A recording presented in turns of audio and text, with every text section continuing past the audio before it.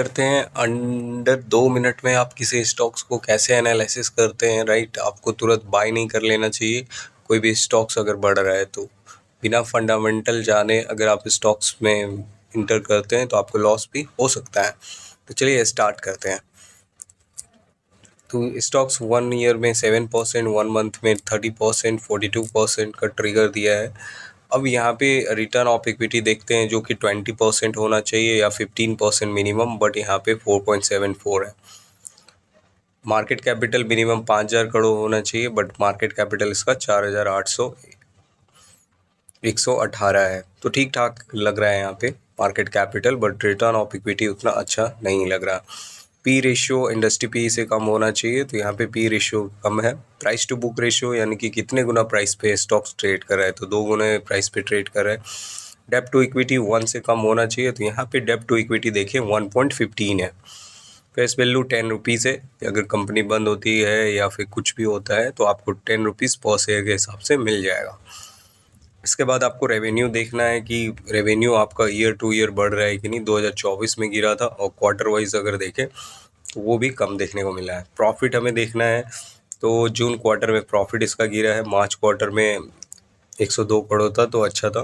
Net worth अगर देखें तो वो कंपनी का बढ़ता हुआ आपको देखने को मिल रहा है।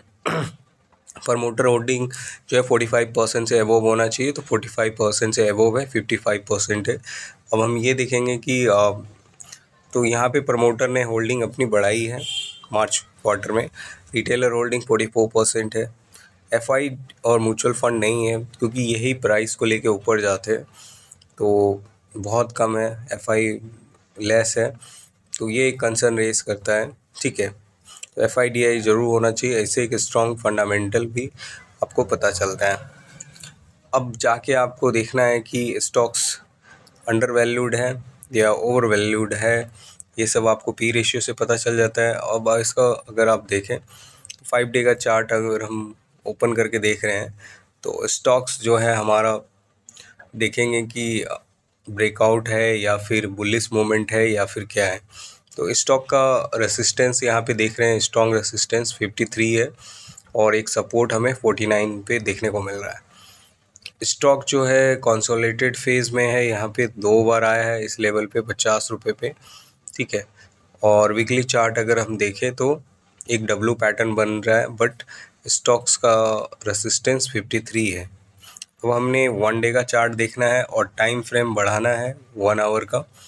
तो यहाँ पे अगर आप देखेंगे तो आपको बहुत कुछ देखने को मिल जाएगा।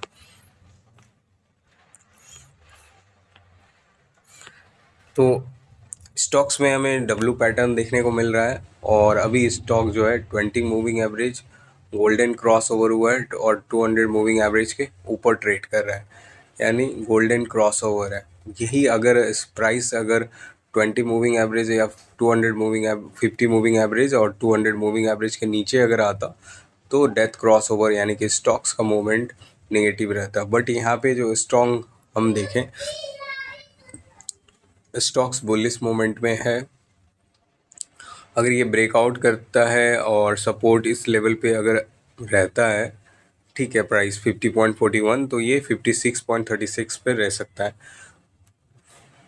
तो यहाँ पे अगर स्टॉक्स की बात करें तो स्टॉक्स का फंडामेंटली अगर हम बात करें, रिटर्न ऑफ इक्विटी का लो है, स्टॉक्स पे कर्ज ज़्यादा है, कंपनी पे कर्ज ज़्यादा है, और मार्केट कैप की बात करें तो वो भी 5,000 करोड़ से कम है।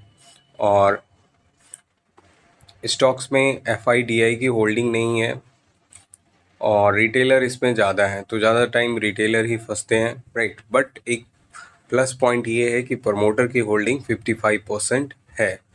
तो स्टॉक्स शॉर्ट टर्म के लिए कंसीडर कर सकते हैं, बट हाईली रिस्की यहाँ पे लग रहा है, क्योंकि स्टॉक्स का मार्केट कैप बहुत ही कम है।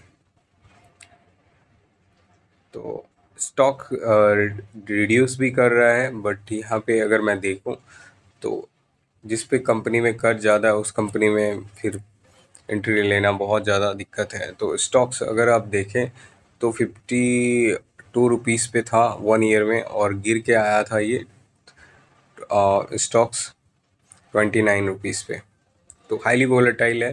फिर यहाँ पे रहा 30 से फिर अभी 50.82 पे मूव हुआ है। स्टील कंपनी है बट 5 ईयर में देखें रिटर्न 1594%।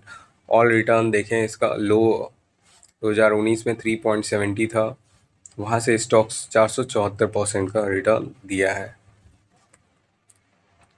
अभी आप देखें स्टॉक्स तो फिर से डाउन हुआ है बट हाईली वोलेटाइल है, तो इस तरीके से फंडामेंटली उतनी मजबूत लग नहीं रही है कंपनी मेरे हिसाब से। तो कमेंट में बताइए आपको कैसे लग रहा है ये स्टॉक्स। Thank you.